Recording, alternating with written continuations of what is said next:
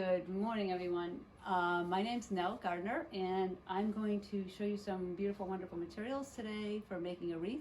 I'm in my beautiful 1800s carriage barn that was restored, and I'm going to show you how to construct your own natural wreath. So we're going to start with what materials you're going to use. So what I have is, I use a lot of materials that I find out in the wild. So this is juniper. Somebody cut juniper and threw it out by the road, and I said, oh, that'll make a beautiful wreath. So I have that. I have some pine from the Adirondacks that I gathered, and then I also have some boxwood.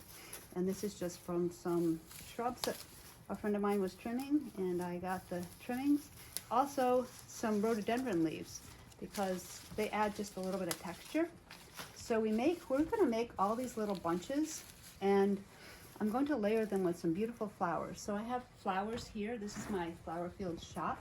So I'm going to take some peppers, some beautiful red Nippon Taki peppers.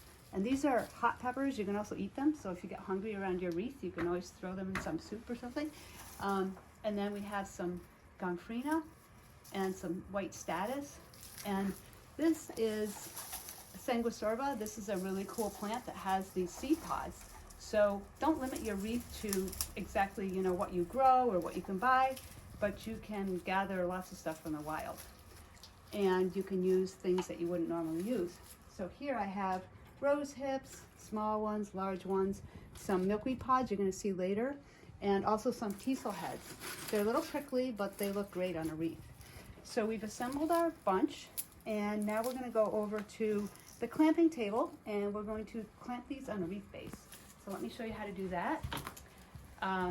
So we have, this is a wreath base that already has these clamps on it. It's a flexible clamp base that you can probably get at like a craft store. So you put these on here like this. You lay them on the ring like this. And you want to lay them so that they are in line with the circle. That's really important. The method is really important. What you put in the wreath doesn't really matter. Actually, your artistry and your personality is going to come out in your wreath.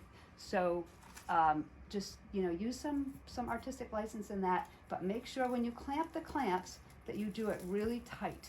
This is called a soft clamp ring, and you want to push these all the way over and down. You want them very tight. So when this is on there, it's held tightly and it's not going to fall off. And the next bunch is going to just be layered right on top of that. So you're going to do this right on top, okay? So it's going to cover up the base of the other one, and you're going to clamp that on really tightly, and you just go right around in a ring like that. So you're going to take your little bunches that you made. This is a 12-inch wreath base, and you're going to use 12 bunches. So you're going to continue just to lay one on top of the other, going in a circle just like this, and you're going counterclockwise, and you're going to lay them right on the wreath base like that. And as you can see, let me show you this. We have 4 bunches on here already, and it's already starting to look like a wreath. So what I want to do is show you, once you get around to the end, the hardest thing about making this wreath is putting the last bunch in, because the last bunch, you have to stick the ends under the first bunch that you started. So let me show you that, and then we can show you the finished wreath. So I have another wreath here that I've started, and the last 2 bunches here, I'm going to show you how to put those in. This has a few different colors in it, more of the red, the traditional red and white. But you're going to put that under there, making sure not to clamp any of the first bunch that you put on in this second to last bunch. So you're going to clamp that really tightly, just like you did with all the other ones. And then this one, this is the hard one.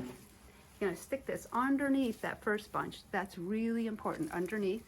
Just like that, lay it over. Make sure you have some ends sticking out so that it's balanced and doesn't fall out. Then clamp this really tightly right over there. And then there you have it. It's 12 bunches all around in a ring and looks concentric. So that is your finished wreath. And then what I like to do is I like to stick some pods and some cones in there. So I've gathered these cones and some milkweed pods, and I'm going to show you how to balance a wreath I call it balancing at the end. So every wreath has just a little bit, it's not going to be exactly perfectly symmetrical. So the thing to do is to take your wreath and turn it around until you find the right sweet spot. Every wreath has a sweet spot.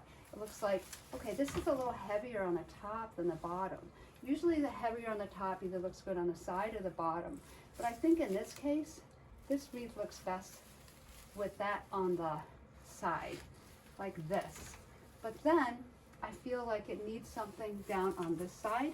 And I think if I put a well-placed cone, or actually, I'm going to also grab a few of these really beautiful milkweed pods, which I collected in the wild as well. And we're going to do another video on collecting from the wild, so you're going to find out all about more things that you can gather from nature. And see, we have just like a little arrangement right here, and it kind of sets the wreath off and makes like sort of a focal point, and it sort of balances the whole wreath. So there you have it, folks. You've made a beautiful wreath from all natural materials. And follow us on Instagram, Facebook, and YouTube, and see some of the other videos we're going to make.